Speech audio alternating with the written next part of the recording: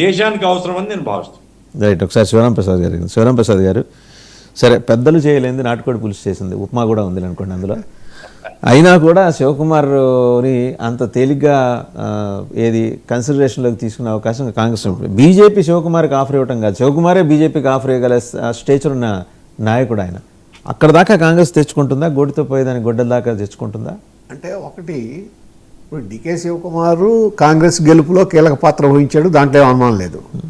The same time Siddaramaiah గారి image కూడా అక్కడ కాంగ్రెస్ పార్టీకి వాళ్ళ పనికొచ్చింది. ఎమ్మెల్యేస్ తీసుకుంటే ఎక్కువ మంది సిద్ధరామయ్య గారిని సపోర్ట్ చేస్తున్నారు అనేది ఒక ఇది అభిప్రాయం ఉంది. ఆ విధంగా డికే శివకుమార్కి ఎక్కువ మంది సపోర్ట్ లేదు. ఒకటి, ఇప్పుడు ఇందాక బీజేపీ నాయకులు మాట్లాడుతున్నప్పుడు పొరెడ్డి కిషోర్ గారు చక్కగా ఏది మీరు కొట్టుకోండి, మేము వచ్చి ప్రజాస్వామ్యతంగా మీకు సపోర్ట్ చేస్తాము ఏ పార్టీకో. అయితే డికే శివకుమార్ గారికి విజ్ఞత ఉందనుకుంటున్నా. షిండే ఎపిసోడ్ చూసిన తర్వాత మహారాష్ట్రలో మరో షిండేగా తయారవడానికి డికే శివకుమార్ సిద్ధంగా ఉన్నాడా? ఉండకపోవచ్చు. ఇవాళ షిండే పరిస్థితి ఏంటి మహారాష్ట్రలో? కనీసం ఆయన పార్టీకి కానీ ఆయనకి సంబంధించి కానీ ఆయన పరిస్థితి వాళ్ళు ఏంటి కదండి డెవలప్మెంట్స్. ఫడ్నవీస్ షిండే నేరుగా పరస్పర ఆరోపణలు చేసుకుంటున్నారు. షిండేకి ఇంపార్టెన్స్ లేదు. డికే శివకుమార్ ఇంకా ఇది రాజకీయంగా ఇంకొక 10-15 ఏళ్ళు కొనసాగగలిగిన కెపాసిటీ ఉన్న వ్యక్తి. ఎక్కడితో ఫుల్ స్టాప్ పెట్టుకుంటానికి ఆయన సిద్ధపడతాడు అనుకోను. ఎందుకంటే బట్ ఏ రకమైన ఒప్పందం జరిగి ఉంటుంది? ఎందుకంటే వాళ్ళు బ్రేక్ఫాస్ట్ కూర్చున్నారంటే సామాన్య. అంటే ఒకటండి, ఇందాక గఫూర్ గారు అన్నట్టు ప్రజల దృష్టిలో పదవి కోసం కొట్టుకున్నట్టు కనపడకూడదు. ప్రజల దృష్టిలో ఆ విధమైన ఇమేజ్ తెచ్చుకోకూడదు. పరిపాలన చేస్తున్నారు, వాళ్ళు ఏదన్నా ఉన్నా ఇంటర్నల్గా ఉండాలి తప్ప ఎమ్మెల్యేస్ ఢిల్లీ వెళ్ళటం, అక్కడ ఏదో మాట్లాడటం, మళ్ళీ వాళ్ళని మీరు ఏది బ్రేక్ఫాస్ట్ లేకపోతే డిన్నర్లో ఇవి పెట్టుకోండి మాట్లాడుకోండి అని. అంటే ప్రజల్లో ఏమవుతుందంటే, ఇప్పుడు మీరు అంటున్నారు కదా ఏది చేయలేని ఇడ్లీను కోడికూర చేసింది అంటే ఒక విధమైన చులకన భావం వచ్చేస్తుంది కదా వీళ్ళ మీద, వీళ్ళ నాయకుల మీద. పదవుల కోసం కొట్టుకుంటున్నారనే ఇది రాకుండా, ఒకవేళ ఏదన్నా ఉన్నా లోపల ఇంటర్నల్గా 2.5 సంవత్సరాలు ఉందా లేదా, ఒకవేళ ఉంటే 2.5 సంవత్సరాలు అనే ఒప్పందం ఉందా లేదు, అది క్రియేషనా, ఒకవేళ ఉంటే ఇదిగో ఈ పరిస్థితి ఈ విధంగా ఉంది. అదిగా సార్, ఒకవేళ మార్చారే అనుకుందాం, రెడీగా నెక్స్ట్ వస్తారు. ఏ స్టేట్ వస్తుంది? ఇంకా 3 స్టేట్స్ ఉన్నాయి కదా వాళ్ళకి. తెలంగాణ ఉంది.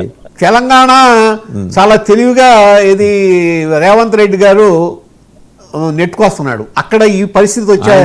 నిన్న ఇంకోటి ప్రకటించే అవకాశం లేదు. జిల్లా కాంగ్రెస్ అధ్యక్షులకి 6 నెలలు వాళ్ళ పదవి కాలం 6 నెలలే పర్ఫార్మెన్స్ బట్టి కంటిన్యూన్స్ ఉంటుంది. కార్పొరేట్ మోడల్లోకి దిగారు. అంటే ఒకటండి, కాంగ్రెస్ విధానాలు ఇటువంటి కొన్ని బలహీనపడటానికి కూడా ఇవాళ అదే కారణం. సంస్థాగతంగా అంత పెద్ద పార్టీ సంస్థాగతంగా బలపడాల.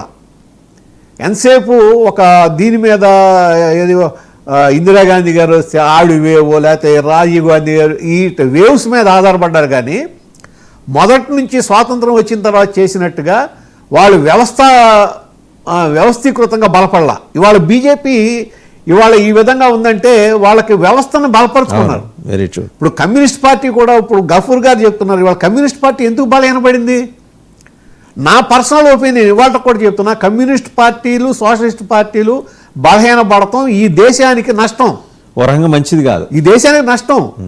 ఏంటంటే ఎక్కడ కూడా ఒక విధానం ఉండి వాళ్ళని ఒక తప్పుదారిలో వెళ్తుంటే దాన్ని కంట్రోల్ చేసే ఒక విధానం కూడా ఉండాలి. అది వీళ్ళు ఏంటంటే ఒక విధంగా ఆ దాంట్లో ఫెయిల్ అయ్యారు. ఇప్పుడు ఇంటర్నల్గా ఇది డివిజన్ వచ్చి ఇప్పుడు ఇవాళ మనం కాంగ్రెస్ అనుకుంటున్నాం, కమ్యూనిస్ట్ పార్టీ ఇన్ని ఎందుకు చీలిని? అధికారం కోసం కదా, వాళ్ళ ఇంటర్నల్గా అధికారమే కదా. సరే, మామూలు అధికారం వదిలేసేయండి, వ్యక్తిగతంగా వ్యక్తుల మధ్యలో వచ్చిన ఘర్షణ మూలనే కదా పార్టీలు చీలిపోయినాయి. అవసరమా? సిద్ధాంతపరంగా ఎందుకు ఉండలేదు? ఇవాళ భారతదేశంలో ఈ విధంగా రావడానికి మీరు కారణం కాదా? ఎందుకు ఇలా రావాల్సి వచ్చింది? అంత గొప్ప వ్యక్తులు, అంత గొప్ప నాయకులు, మీరు కొట్టుకోవాల్సిన అవసరం వచ్చింది. ఏమొచ్చింది?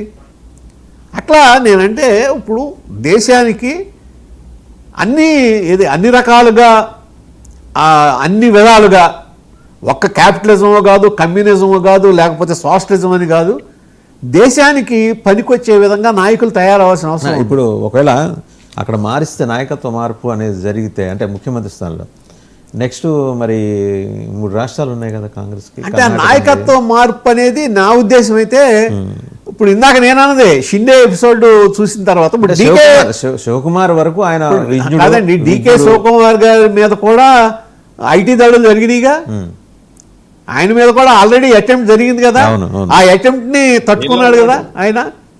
అంటే అక్కడ వాళ్ళకు కూడా కొంత క్లారిటీ గఫూర్ గారు చెప్తున్నారు. జైలు పోయి వచ్చాడు డికే శివకుమార్. అదేనండి, అదే ఇప్పటికి అవును, చాలా గట్టిగా నిలబడినాడు కాబట్టి ఆ మేరకు అవును తట్టుకోగలిగినాడు, నిలబడ్డాడు ఆయన. ఇవాళ కూడా నేను అనుకుంటాం ఏంటంటే ఆయన కాంగ్రెస్ పార్టీలోనే ఉంటాడు, అట్లా ఏమీ తప్పు చేసే అవకాశం లేదనుకుంటున్నా.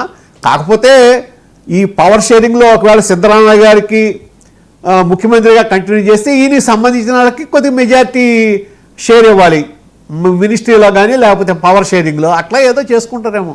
Right. Sivaramprasad garu, thank you very much. Gafoor garu, Koreddy Kishore గారు, డాక్టర్ తులసిరెడ్డి గారు, అందరికీ కూడా ధన్యవాదాలు. చూసాం పుతిన్